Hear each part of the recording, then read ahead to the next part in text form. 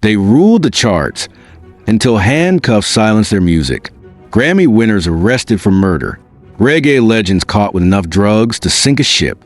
And one artist who recorded his biggest hit from a prison cell, Mark Anthony Myrie, the world would come to know him as Buju Banton, stood as a titan upon the dancehall battlegrounds, a force that carried Jamaican music beyond the craggy shores of the Caribbean and into the heart of the world. His 1992 release, Mr. Mention, shattered records, a beacon that briefly burned brighter than even the mighty Bob Marley's. Yet Buju Banton's narrative took a turn far darker than any chart position could reflect. In 2009, in a moment orchestrated by fate and federal agents alike, he was seized on charges that painted him not as the revolutionary voice against oppression, but as a conspirator in the drug underworld. The courtrooms buzzed with allegations and offenses that drew as much attention as his music once did. Recorded evidence, controversial informants, and a trial riddled with shadows led to a sentence of 10 years and 1 month. By the time Buju Banton returned to his homeland, he was not merely a reggae icon. He was a man reborn to the fire of incarceration, his music forever stitched with the thread of his tribulation.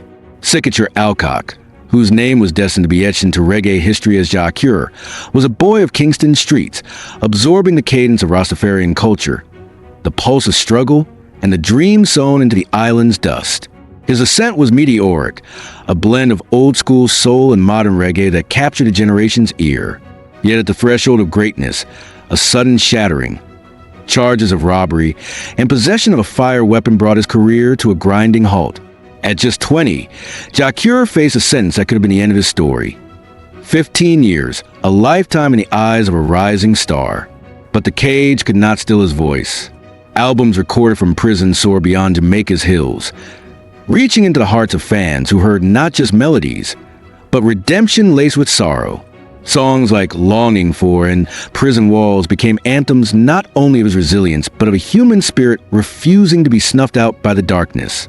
Far more ominous was the legend of Winston Brown, better known by the moniker Ranking Dread, who once danced between the beats and bloodstains of Kingston's troubled heart. Ranking Dread was more than a musician. He was a ghost in the machinery of law enforcement, a name whispered with fear and loathing, connected to over 30 murders, entangled with the feared Jamaican gang leader Claude Mossop, and later leading criminal enterprises in London under a string of false identities. His notoriety spilled from sound systems into court dockets. From Hackney's alleys to Canada's immigrant enclaves, Ranking Dread left behind a trail of violence and mystery. Arrests, deportations, and finally death in a Jamaican prison under suspicious circumstances in 1996 ended a saga that was as bloody as it was influential. Another star flickered into fame and infamy. Rihanna Gordon, christened Busy Signal by the world. A protege of Bounty K, Busy Signal's voice was one of the most infectious in dancehall, his beats a soundtrack for the rebellious youth of the Caribbean diaspora. From step out to reggae music again, he swayed between genres and borders with ease. Yet, in 2012, the bright lights dimmed as he was arrested in the United States on charges of illegal substance possession. The time spent behind bars, however, did not smother his fire. Instead, it reforged it. Songs reflecting on brutality of life and the hope for redemption poured from his soul, none more poignant than Nah Go to Jail Again, an anthem to second chances born from bitter experience. Next on our list is William Murrah. William Murrah, forever the swaggering supercat, clawed his way up from Kingston's dancehall dens to the bright stages of American fame.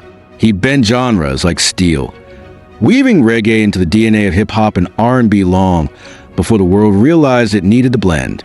Yet even his deafness could not always slip past the snares of law. Supercat was not merely a survivor of the mean streets, but of curfews that targeted his kind, of jail cells that clanged shut more often for black boys in Kingston than not. Accused but eventually cleared of the death of fellow artist Nitty Gritty. Supercat's run-ins with the law became the darker echoes beneath the celebrations of his musical triumphs. Then there is Adidja Palmer, better known under the menacing name of Vybz Kartel. To call him a dancehall artist is to diminish the seismic influence he wielded. A master lyricist and a cultural lightning rod, Vybz Kartel's soundtracks colored the streets with both hope and dread. Yet his life was destined to be a dance with doom. Convicted in 2014 for life-taking, sentenced to life. It seemed the music had been silenced. And yet, from behind the bars, Cartel continued to release songs, each one a stubborn heartbeat against the walls that tried to contain him. His conviction was overturned a decade later, but the stains upon his name and the questions around his freedom remain etched in the fabric of his legacy. Next on our list is Desmond Valentine. Desmond Valentine, the man who would roar into the world as Ninja Man, was no stranger to the courts or the streets. A fiery performer with a tongue as sharp as his stage name, he stood tall during the violent emergence of dancehall's Bad Man era. Fire weapon clashes and court cases followed him like a shadow he could never outrun. In 2017, when the gavel finally fell for life-taking, it ended not merely a career, but a tumultuous journey that reflected the very chaos of the music he once ruled. Next on our list is Mavado, David Constantine Brooks, the gully god himself, known to millions as Mavado, emerged from the ghetto with a voice that could break hearts and rally revolution. Under the mentorship of Bounty K, Mavado's career flourished, his songs heavy with the burden of Kingston's streets. But in 2007, that burden grew heavier when he was charged with possession of a legal fire weapon. Though he dodged the worst of it, his passport to the United States was revoked, a price paid not in prison time, but in the slow erosion of international ambition. Next on our list is Tommy Lee Sparta. Tommy Lee Sparta, born Leroy Russell, crafted persona as dark and haunted as the music he created. Rising from a notorious neighborhood of flankers, he merged gothic horror with dancehall beats, creating an eerie genre all his own. But darkness begets darkness.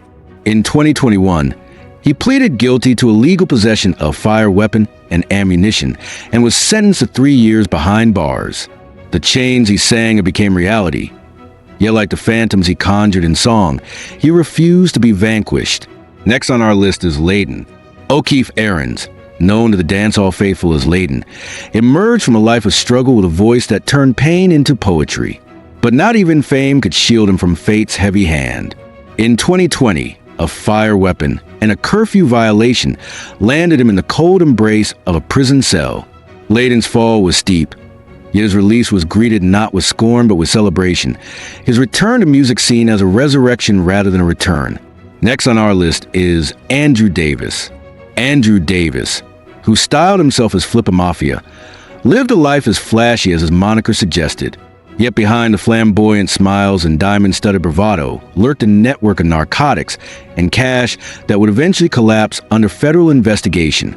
Operation Next Day Air revealed a sophisticated web of drug trafficking and money laundering that Davis had woven across Jamaica, California, and New Jersey. In 2015, the sentence was handed down to 25 years. Parole, education, and time eventually carved a path to his release.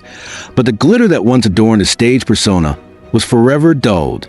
Reggae's bright sound have, perhaps more often than we care to admit, walked hand in hand with the bleak realities of those who produce it. The stories of these men, Buju Banton, Ja Cure, Ranking Dread, Busy Signal, Supercat, Vibes Cartel, Ninja Man, Mavado, Tommy Lee Sparta, Layden, and Flippa Mafia are not merely tales of crime and consequence. They are chronicles of a genre forged in fire and resistance, music born not just from joy, but from the bitter taste of hardship. Each name carries a legacy embroidered with both genius and downfall, a reminder that the men who give us anthems of freedom are often prisoners of their own choices. The courts may have judged them, the prisons may have held them, but history, sweet, unforgiving history, will forever record them as part of reggae's complicated heartbeat. In every pluck of a bass guitar, in every wail of a tortured vocalist, echoes their story, of brilliance and bruises, of music that could never be fully caged. Which artist's journey shocked you the most? Do you believe their talent should outweigh their criminal records, or is accountability part of the legacy? Have they been redeemed, or are they still paying the price? We want your thoughts. Drop a comment and let the debate begin. And if you're into raw, unfiltered stories behind the spotlight, make sure you subscribe. More untold truths are on the way.